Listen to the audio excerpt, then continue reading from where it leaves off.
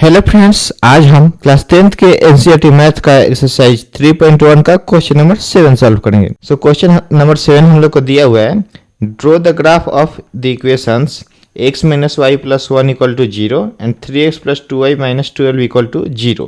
Determine the coordinate of the vertices of the triangular formed by these lines and the x-axis and set the triangular region. देखिए question क्या बोला है उसका सबसे पहले हम लोग समझते हैं।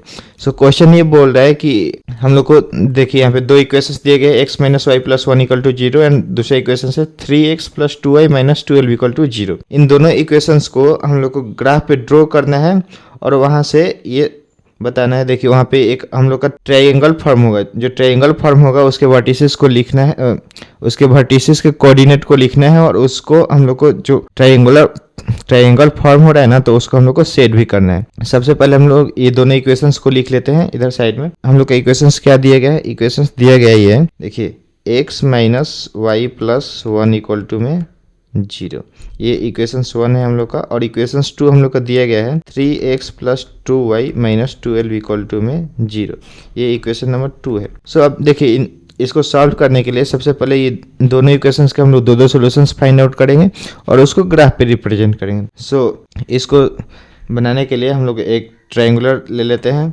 मतलब एक बॉक्स बना लेते हैं और उस बॉक्स में हम लोग दोनों के सॉल्यूशंस को लिखेंगे। सो देखिए यहाँ पे हम लोग बॉक्स बना ले रहे हैं। देखिए हम लोग ये दो बॉक्स बना लिए, इस दोनों बॉक्सों में हम लोग इन दोनों के सॉल्यूशंस को लिखेंगे, दोनों इक्वेशंस के। ये इक्वेशंस 1 के लिए ये बॉक्स हो गया और इक्वेशंस 2 के लिए ये बॉक्स हो गया। तो सॉल्व करने के लिए सबसे पहले इक्वेशंस 1 को हम लोग इधर साइड में लिख ले रहे हैं, x माइनस वाई प्लस में 1 इक्वल टू में 0। देखिए इक्वेशंस 1 हम लोग लिख लिए हैं। सो अगर देखिए यहाँ पे इसको सॉल्व करने के सिंपली अगर हम लोग जब x को 0 पुट करते हैं, x का वैल्यू अगर हम लोग 0 रहते हैं तो ये आता है माइनस वाई प्लस में 1 इक्वल टू 0। जब इसको फर्दर सॉल्व करेंगे तो देखिए ये 1 जो है इधर साइड प्लस में है तो इधर साइड जाएगा तो इधर साइड माइनस में आ जाएगा। सो यहाँ से माइनस माइनस कट जाएगा तो y जो हो जाएगा हम लोग का 1 आ जाएगा। देखिए जब हम लोग x की वैल्यू 0 ले रहे हैं तो y का वैल्यू हम लोग को 1 आ जा रहा है, तो ये हो गया। अब दूसरा सॉल्व करने के लिए हम लोग इसको पहले इरेज कर लेते हैं। फिर देखिए दूसरे सॉल्यूशंस के लिए अगर हम लोग y के जगह पे 0 लेते हैं, देखिए y के जगह हम लोग 0 पुट करते हैं तो ये सिंपली यहाँ पे ऐसे आ जाएगा। देखिए यहाँ पे 0 है तो वो उसका कोई वैल्यू नहीं है और इधर से 1 प्लस में है तो इधर इक्वल टू के दूसरे सेट जाएगा तो ये माइनस में हो जाएगा, तो x का वैल्यू जो है माइनस आ रही है। देखिए हम लोग y का वैल्यू 0 ले रहे हैं तो x की वैल्यू -1 आ रही है। ये इक्वेशंस 1 के दोनों सॉल्यूशंस मिल गए हम लोग को। अब बात करते हैं इक्वेशंस 2 की। इक्वेशंस 2 हम लोग को दी गई है 3x plus 2y minus 12 equal to में 0, ये इक्वेशंस 2 हम लोग की है। तो देखिए अब इसको सॉल्व करने के लिए अगर हम लोग x की जगह 0 लेते हैं, देखिए सिंपली अगर x की जगह 0 लेंगे तो इधर से 2y माइनस 12 इक्वल टू 0 हो जाएगा। 3 में 0 से जब मल्टीप्लाई करेंगे तो 0 हो जाएगा, तो ये हम लोग का सिंपली खत्म हो जाता है यहाँ से। तो यहाँ से हम लोग का सिंपली बचेगा 2y माइनस 12 इक्वल टू 0। देखिए 12 इधर से जो है माइनस में है तो इक्वल टू के दूसरी साइड जाएगा तो प्लस में हो जाएगा, तो यहाँ से आ गया 2y इक्वल टू में 12। अब यहाँ से हम लोग का आ जाएगा ये y इक्वल टू 12 अपन में 2 और 2 से जो 12 कटेगा तो ये हम लोग का 6 आ जाएगा। देखिए जब हम लोग x की वैल्यू 0 ले रहे हैं तो y का वैल्यू हम लोग का 6 आ रहा है। ये हम लोग का सोल्यूशंस नंबर 1 मिल गया इसका। अब दूसरे सॉल्यूशंस के लिए देखिए, अब दूसरे सॉल्यूशंस के लिए हम लोग y के जगह पे अगर 0 पुट करते हैं, देखिए 3x इधर 2 में y के जगह पे 0 पुट करेंगे तो ये सिंपली 0 हो जाएगा, 2 से 0 में मल्टीप्लाई होगा तो -12 इक्वल टू में 0। तो यहाँ से हम लोग आ गया 3x और ये -12 जो है इधर साइड माइनस में है तो इक्वल टू के दूसरी साइड जाएगा तो ये प्लस में हो जाएगा, तो 3x इक्वल टू 12 हो जाएगा। यहाँ से x इक्वल टू 12 अपन में 3 आ जाएगा। सो 3 से 12 4 टाइम में कट जाएगा तो x की वैल्यू हम लोग का 4 आ जाएगा।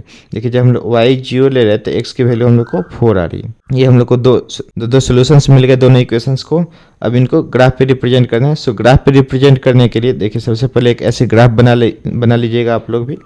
देखिए इस ग्राफ में ये जो है हम लोग का लाइन है x एक्सिस है और ये दूसरा जो लाइन है ऊपर की तरफ ये y एक्सिस है।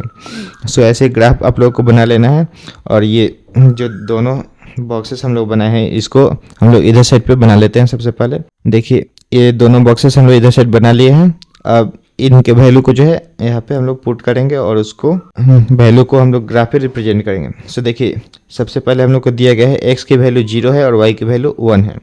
सो x की वैल्यू 0 और y की वैल्यू 1 है, तो इसको हम लोग ब्लू कलर ले लेते हैं ताकि अच्छा दिखेगा। सो x की वैल्यू 0 दी गई है, x की वैल्यू 0 है, मतलब कि सिंपली हम लोग का y एक्सिस पे आएगा, तो ये हम लोग का आ गया यहाँ पे। अब दूसरा देखें, दूसरा जो है x की वैल्यू -1 है, x की वैल्यू -1 है और y की वैल्यू 0 है। सो देखिए x की वैल्यू -1, तो ये हम लोग का आ गया इधर से x की तरफ -1, एंड दूसरा है y की वैल्यू 0 है, तो ये सिंपली यहाँ पे हो गया।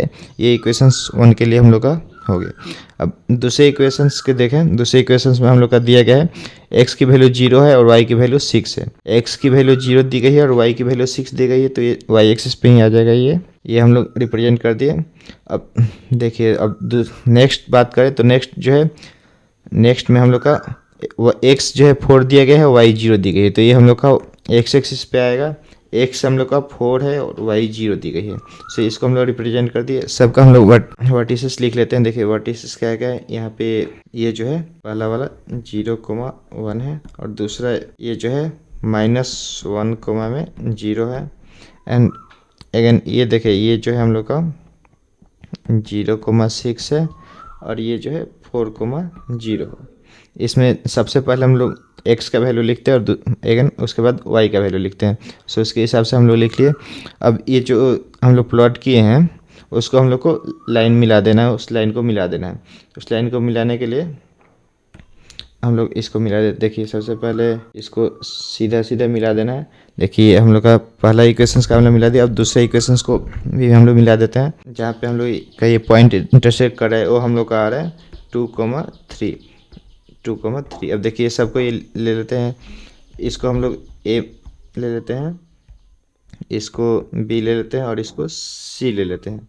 देखिए अब ये तीनों हम लोग का मिल चुका है एंगल। अब इसको हम लोग को शेड करना है, तो शेड कर लेते हैं हम लोग। ये हम लोग का यहाँ पे ट्रायंगल मिल चुका है, तो इसको हम लोग पेंसिल की मदद से शेड कर लेंगे ऐसे।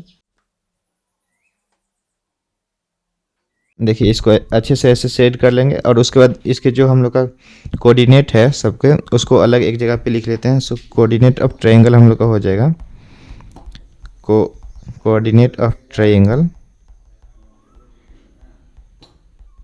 वो हम लोग का हो जाएगा। सबसे पहला जो है -1,0 है, ये हम लोग का a है, और दूसरा जो है हम लोग का b है, हम लोग का 2,3 आ रहा है, और तीसरा c जो है, तीसरा जो है 4,0 है। सो ये हम लोग का कोऑर्डिनेट हो गया। सो हम लोग कोऑर्डिनेट हम लोग को मिल चुका है, तो ये हम लोग का फाइनल सॉल्यूशंस था क्वेश्चन नंबर 7 का। यहीं पे हम लोग का एक्सरसाइज खत्म होता है। सो अगर वीडियो आपको अच्छी लगी हो तो वीडियो को लाइक कीजिए और चैनल को सब्सक्राइब करना ना भूलें। Thanks for watching.